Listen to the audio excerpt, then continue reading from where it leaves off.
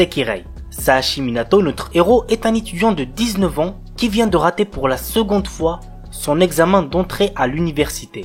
Alors qu'il rentre chez lui, il rencontre Musubi, charmante jeune fille littéralement tombée du ciel. Celle-ci, attaquée par 2 autres jeunes femmes au pouvoir surnaturel, est à la recherche de son Ashikabi.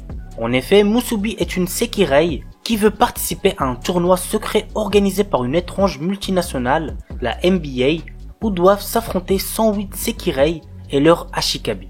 C'est ainsi que commencent les aventures de Minato et des mystérieuses filles nommées Sekirei. L'anime a pour genre action, comédie, ecchi, romance, seinen, tournoi et pour thème alien, extraterrestre, combat, harem, magie.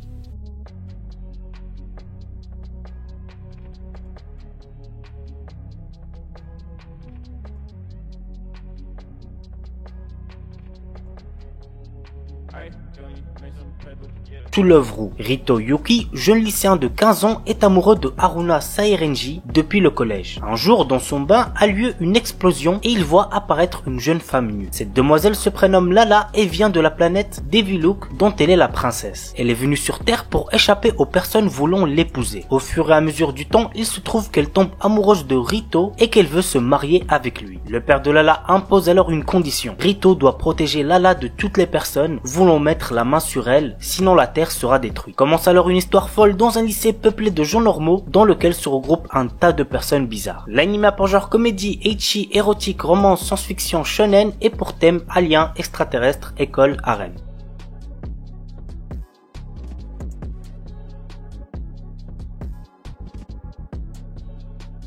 Freezing. Alors croyez-moi, dans cet animé vous allez vous régaler niveau ecchi. Mais pour les plus jeunes, je vous déconseille d'aller le voir puisqu'il est déconseillé aux moins de 16 ans. Voici le résumé. Pour contrer une invasion extradimensionnelle, les Nova, l'académie génétique entraîne l'élite guerrière mondiale formée de filles aussi sexy qu'impitoyables et d'un binôme masculin. Nous suivons le jeune Kazuya dont la sœur est tombée au champ de bataille en affrontant les Nova. C'est alors qu'il rencontre Satellisaire, la fille la plus puissante du campus, en qui il croit reconnaître sa sœur décédée. Satellisaire, surnommée la reine intouchable, en raison de son comportement solitaire et invaincu jusqu'à ce jour, va notamment changer au contact de Kazuya. L'anime a pour genre action, ecchi, romance, science-fiction, seinen et pour thème alien, extraterrestre, combat, école, militaire, super pouvoir.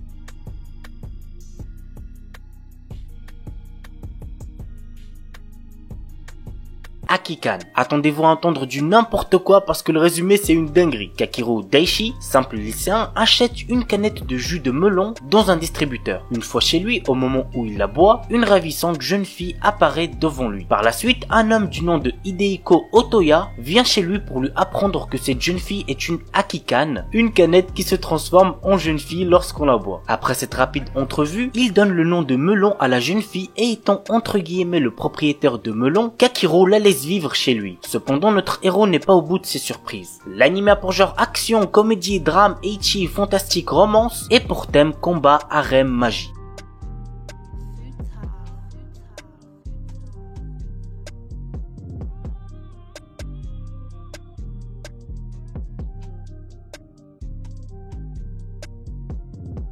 Cutie Honey Universe. Honey Kisaragi est une jeune étudiante tout ce qu'il y a de plus normal. Quand son père est menacé par Panther Claw, une organisation criminelle, elle vole à son secours et découvre alors qu'elle est une superbe androïde dotée d'un pouvoir de métamorphose et d'une force incroyable. Honey devra faire face à Panther Claw et déjouer leur plan diabolique. L'anime a pour genre action, comédie, ecchi, romance, science-fiction, yuri et pour thème crime, magical girl, magie, organisation secrète, robot.